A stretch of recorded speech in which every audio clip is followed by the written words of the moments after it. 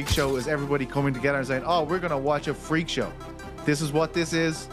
We know what this is. It is absolutely mental, what we're going to watch here. Size different because he views Jake Paul as a decent boxer. This is not the first time that someone has come out and said this. We've heard Terrence Bud Crawford come out and say that because of the size difference, Tank won't be able to hurt Jake Paul, and that Jake Paul could probably knock him out. Floyd Mayweather reportedly stormed onto the stage during the Jake Paul vs. Gervonta Davis press conference, issuing a direct warning to Jake.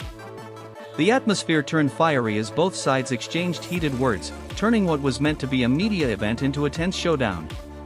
The confrontation made it clear just how personal and serious things have become between the two camps as the highly anticipated fight draws near. Just showing up. Honestly, yeah, I'm gonna knock him out. You know, he has a lot of flaws in his defense, and I'm gonna expose him. You know, look what a 135 Lamont Roach did to him, and it's just gonna be so much fun for me. I'm so glad that God gave me this moment. I'm Gervonta and Tank Davis. Critics have been quick to dismiss the Jake Paul vs. Gervonta Davis fight as a sideshow rather than a legitimate contest. Many see it as a spectacle designed for attention instead of competition. However, not everyone agrees. Ariel Helwani offered a different view, pointing out that MMA fans often embrace crossover fights, praising them for their entertainment value. Yet, when the same thing happens in boxing, those same audiences reject it as meaningless. Helwani argued this shows a clear double standard, and while this fight may not align with boxing tradition, it still offers undeniable excitement and mass appeal.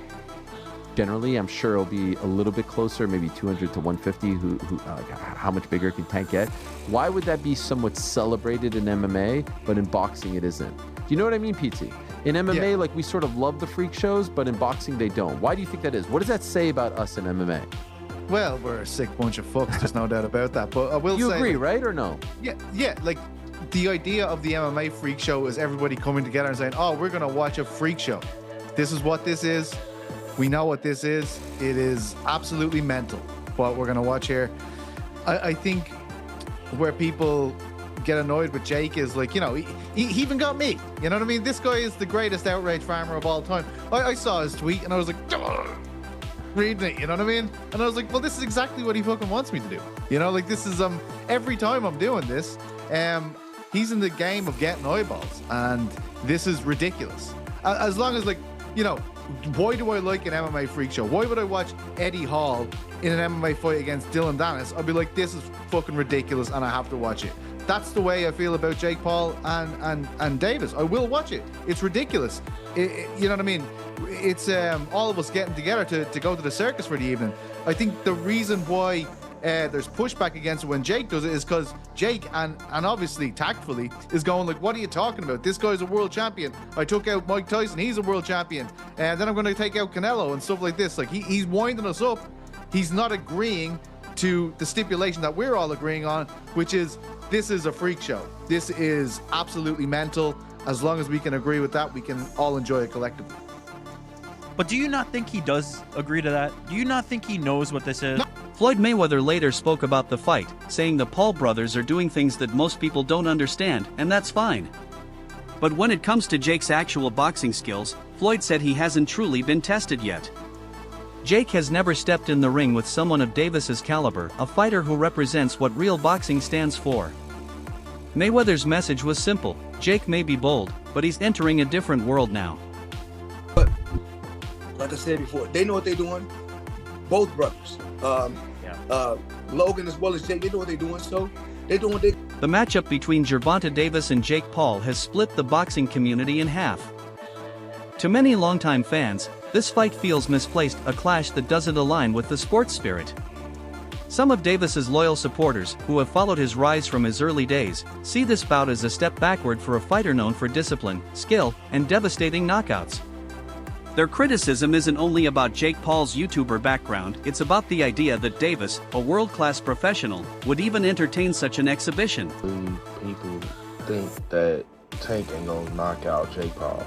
Like, bruh, I'm gonna tell you exactly how it's gonna go. Jake Paul will go in that ring thinking he has the upper hand, he has the reach, he has the weight, And he gonna go in there confident. Yeah, he might stun Tank a little bit, but I'm gonna tell you, he gonna underestimate Tank. That's exactly what's about to happen. He's gonna underestimate him and his size, and he gonna get crushed. I think this right here is what's gonna end Jake Paul's boxing career. I think that Jake Paul, when you sit here and think about it, the people he fought, I'm not saying they wasn't real fighters, but they just not no Tank Davis, buddy.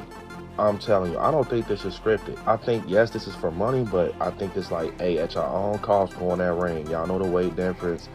What's going to happen is what's going to happen at the end of the day. I think Tank really drop him. He ain't going to understand. Jake Paul ain't going to understand how, but he's about to see it. And on some real stuff, I think Tank setting Jake Paul up. I remember when Jake Paul went up against Tyson, he said, you need to fight me. Like, I want to get in the ring with Jake Paul. He disrespected the boxing world by getting in the ring with Tyson and embarrassing him. And, you know, Tank really messed with Tyson. I think he's setting him up, bro. Mark my word. I think he's like, yeah, come in the ring, bro. We're going to do a friendly, you know what I'm saying? You know, a match or whatever. We're going to get this money up. He about to embarrass him November 14th. Just because Jake Paul think the boxing world's sweet. He think it's sweet. He think they about to keep taking it easy on him with these fights. All right, I bet you. How much y'all want to bet? Tank is setting him up. He's going to really do him so bad. Just to make an example. Controversy continues to follow this event. One key talking point came when reports surfaced that Shakur Stevenson had sparred with Jake Paul. Many fans turned on him, accusing him of supporting a fight they already disliked. Shakur, however, remained unfazed. He said he takes the criticism as motivation, showing his maturity and confidence. His calm reaction highlighted how emotionally charged this entire situation has become, to the point where even unrelated boxers are being pulled into the storm. It's no longer just about the fight, it's about public perception and social media noise. When Turkey was doing all that, like, I don't want no boring Tom and Jerry fights, he came out with a Tom and Jerry hat. And then he fought in a style that is not sustainable for him. And it's not, again, for me, it's not sustainable, because fighting like that, if you do that with the wrong one, you'll lose. If you fight how you fight, okay, it's going to be harder to win. But you're putting your own self on the chopping block, trying to appease the crowd or not be Tom and Jerry. It's not sustainable. And even in the Zepeda fight, he got rocked back with a jab and fell into the ropes like that. So you could say I wasn't hurt and all that, but it's still a bad look. It's a bad look.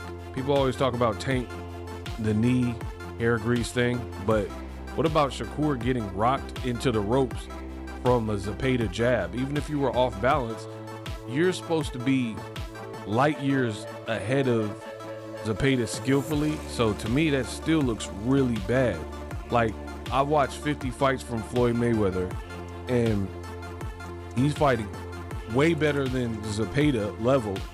And Canelo and these guys, they're not punching him into the ropes and he's staggering back. The optics of it look bad.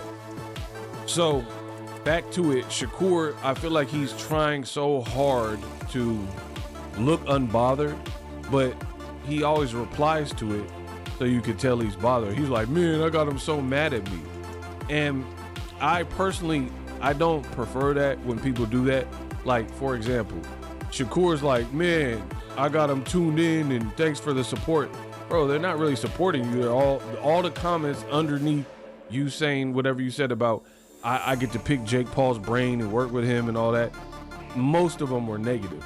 So you're trying to, like, it's so weird, because it reminds me of when I've seen people like celebrities or whatever who... Top boxers like Devin Haney and Terrence Crawford have also weighed in. Both warned that even though Gervonta Davis is more skilled, facing Jake Paul is risky due to the massive size difference. Jake's natural weight and reach advantage could make the fight physically dangerous. They believe fights like this blur the line between true boxing and entertainment. For them, boxing should stay pure, skill against skill, not spectacle against fame. Their comments echo the sentiment of many traditional fans who see this as a business stunt rather than a meaningful matchup.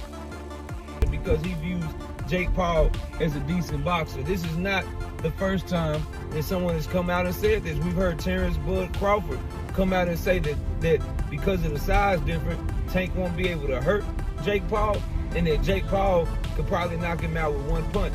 We've seen Shakur Stevenson's words say that this is a clown show, that this is a disgrace to boxing, that it's something that he doesn't want to be a part of, but then do everything he can to be a part of it by turning from 2-division, 3-division world champion, former unified champion, and turning himself from that into a damn sparring partner for Jake Paul. So people's words, people's actions are showing that they really, really deep down like this fight. And now you can add Devin the Dream Haney to the list of fighters. And I just find it funny because here's the thing, I disagree with him. I am only interested in this fight because number one, I'm a diehard Gervonta Tank Davis fan, and number two, I don't really like Jake Paul at all. So I would like to see Tank Davis knock his block off. But as far as a competitive standpoint, as far as thinking it's a good fight, as far as loving the fight, nah, bro, I think it's a trash-ass fight. I think Tank Davis is way too good, way too skilled, way too talented to even allow Jake Paul to share the ring with him. That is my opinion. And so as a result, my pick of the fight or my overview and analysis of the fight is the same. If it's a real fight, if this is something that Tank Davis is taking serious, Jake Paul is going to get in that bitch and be... Former world champion Keith Thurman offered a more balanced take. He said the same people criticizing Davis will still be the first to watch when fight night arrives.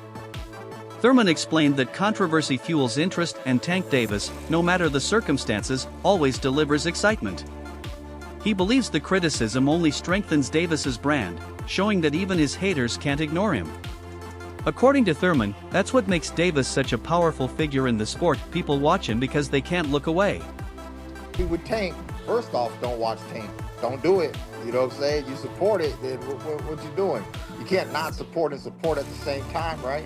So if you're a boxing purist, then this fight with Roach is really more for you. It's going to be more up your alley, you know? If you just like all entertainment, all fights, all hypes, all everything, then you're going to want to tune in to the Tank and Paul show there, you know, because that's all for entertainment. What's it?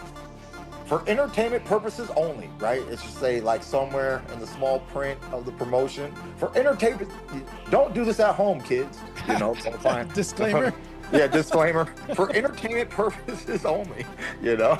So, you know, it's money-making purposes only, you know. Throughout his career, Gervonta Davis has spoken about legacy, about facing the best and earning respect through real competition. He's fought elite opponents and proven himself as one of boxing's finest talents. That's why this Jake Paul matchup has left many of his fans confused. To them, it doesn't fit the image of a champion building a legacy. But Davis doesn't seem bothered. He's made it clear he'll do what's best for himself, whether that's about business, exposure, or personal motivation. Legacy, for now, might be taking a backseat to opportunity. Not the problem with boxing, Tank Davis is. Jake Paul's doing exactly what he's supposed to do. He's a Disney Channel kid, YouTube star, turned boxer. Of course, he's gonna make these stupid spectacle matchups. He doesn't care about his career, his legacy, or the sport. Meanwhile, we have Tank Davis, the heir apparent to Floyd Mayweather and Adrian Broner, who has real talent. And if he was actually consistent in the ring and was willing to get in with some of the best fighters in the world, he could be top 3 pound for pound best fighters in the sport. But instead, Tank just wants to hold up his division for 5 years and make a mockery of the sport, especially with this fight. I know Tank Davis multiple times has said he only cares about the money and just wants to make $100 million and go retire off an island somewhere, but that's bad for the sport, especially coming from one of our sport's biggest superstars. Look at guys like Naoya Inoue, Alexander Usyk, Terrence Crawford. Those guys are real fighters, okay? They challenge themselves against the best fighters in the world. And money comes their way too from it. Don't get it twisted. What's crazy is Tank would make just as much money if he fought Shakur, Devin Haney, even Teofimo Lopez. The biggest tragedy of all is the fact that Lamont Roach isn't getting his rematch. He got robbed in that fight with a knockdown he definitely would have won the split decision, and he would have got his Buster Douglas moment, but he didn't, and now he can't even get a rematch because Tank is going to do this, and now Lamont Roach has to fight Pitbull Cruz instead. I used to be such a big Tank Davis fan, but over the last year and a half that I've had this channel, the amount of BS that I've had to report on Tank Davis just like this completely turned me off as a fan of Tank Davis. Jake Paul can do his thing with the influencers, with the MMA fighters, but with boxers... Analysts describe this fight as something caught between sport and spectacle, not fully boxing, not fully entertainment, but a strange hybrid of both. These kinds of crossover events are becoming more common, appealing to audiences beyond boxing purists. But this particular fight stands out because both men are still active in their careers. It's not a retired legend versus a celebrity, it's two current fighters, each representing a different world. That's what makes it both fascinating and controversial. Fighters pretty much in their prime. But other than the size mismatch, most people are wondering why has Tank taken this fight, and those were the first questions targeted to Tank in this presser, because usually these sorts of bouts are relegated to the latter part of your career. And for most Gervonta Davis supporters, they thought they would get the big fights next, the Shakurs. They didn't think he would be fighting Jake Paul. Although Tank tried to push it off as fans should just be happy watching the sport and hey, haters will be haters, I think that's quite unfair to the people who have been loyal supporters of him and honestly have paid his bills. He tried to compare the level of criticism he gets to the likes of Mayweather, but the difference is with his mentor Floyd, he really did fight a lot of champs in their prime. As Tank, well, not really. The most notable fight he's recently had that the people actually wanted was the Ryan Garcia fight, and the only reason he took that fight was because everything was on his terms. And other than the Ryan fight over the last couple years, it's either been people who aren't in his weight division, which he's pulling up, or fighters ranked in the lower half of the top 10 lightweight list. The fights people have truly wanted to see just have never materialized, and simply that's why people criticize him. If the likes of Crawford never fought Spence or Usyk never fought Fury or Joshua, they would have caught the same level of flack. The reason why fighters like them are applauded is because generally they take on whatever challenge is in front of them. Tank instead, his whole career has bobbed and weaved around the most significant challenges that the people actually want to see, unless he has every... Calvin Ford, Davis's longtime trainer, has been with him since his early teens. Ford believes the fight is winnable despite Jake's size advantage. He insists that Gervonta's speed, timing, and ring IQ can neutralize any physical difference. According to Ford, Tank has always thrived against bigger men because of his ability to adapt mid-fight. Analysts agree Davis's precision and experience give him the upper hand. Jake, meanwhile, will rely on power and reach. It's a classic matchup, technique versus strength, experience versus ambition. As the fight approaches, opinions remain split. Some see it as a circus. Others see it as a bold experiment that could redefine boxing's audience. One thing is certain, when Gervonta Davis and Jake Paul step into the ring, everyone will be watching to see which world wins. We got blessed with this fight. That's how I look at it, you know.